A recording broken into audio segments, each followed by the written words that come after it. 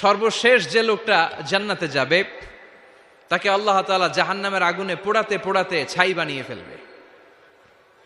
আল্লাহ বলবেন, জিব্রাইল যাও একটু দেখো, একটা মাত্র সেজদা দিয়েছে আমাকে, এরকম কাউরে পাওয়া যায় কিনা। বাটি চালান দিয়ে দেখো পাওয়া যায় কিনা।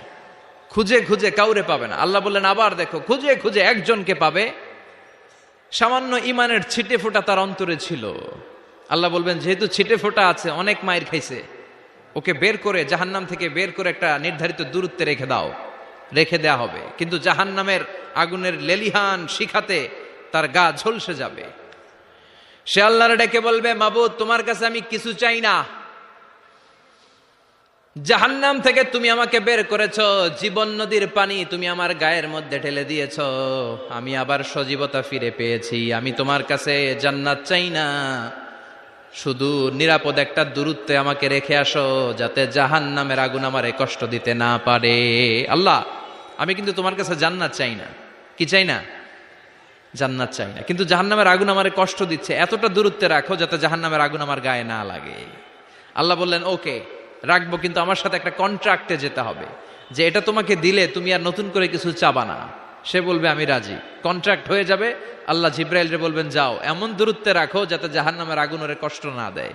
রেখে আসা হবে, অনেক দিন সে ওখানে আনন্দে থাকবে, আল্লাহ শুকরিয়া করবে। সে মনে মনে বলবে, বেঁচে গিয়েছি, আমি বেঁচে গিয়েছি, জীবনে আর কিছু চাই না, জাহান্নাম থেকে আমি বেঁচে গিয়েছি। অনেকদিন থাকার পরে মনে মনে ভাববে, বাইসা তো গেছি, কিন্তু নতুন করে একটু ট্রাই করে দেখি, জাহান্নামের সৌন্দর্যের দৃশ্য একটু চোখ দিয়ে অবলোকন করা যায় কিনা। সে আল্লাহরে ডেকে বলবে, আল্লাহ ইনদি সুআল, আমার একটা ফরিয়াদ আছে। কি ফরিয়াদ? আল্লাহ আগেই বলে রাখি, আমি কিন্তু জান্নাতে যেতে চাই না। আল্লাহ বলবেন, কি চাও? সে বলবে, আল্লাহ তোমার জান্নাতটা তুমি কত সুন্দর করে বানিয়েছো, আমি একটা নজর শুধু দেখতে চাই। জান্নাতের দরজার সামনে নিয়ে যদি আমারে বসিয়ে রাখো, দ্যাটস ইনাফ, আর কিছু চাই না, শুধু জান্নাতের দরজার সামনে। আল্লাহ বললেন, তুই না ওয়াদা করেছিস, তুই না চুক্তি করেছিস। সে বলবে, আল্লাহ আমারে হতভাগা বানাইয়া তোমার কি লাভ? সুবহানাল্লাহ পড়েন। আমারে তুমি হতভাগা বানিও না। আল্লাহ বলে, ঠিক আছে, আবার সিগনেচার কর যে জান্নাতের দরজার সামনে বসিয়ে দিলে আর কিছু চাবি না। সে সিগনেচার করে বলে, আমি চাবো না। আল্লাহ বললেন, জিব্রাইল বেচারারে ধরে জান্নাতের গেটের সামনে বসায় দে। এবার জান্নাতের গেটের সামনে বসে বসে জান্নাতের সৌন্দর্য দেখা শুরু করবে। সুবহানাল্লাহ। এমন সৌন্দর্য যেটা চোখ দিয়ে কেউ দেখে নাই, কান দিয়ে শোনে নাই। ওই সৌন্দর্য চোখে দেখে, কান দিয়ে আওয়াজ শোনে, মাগার ভোগ করতে পারে না।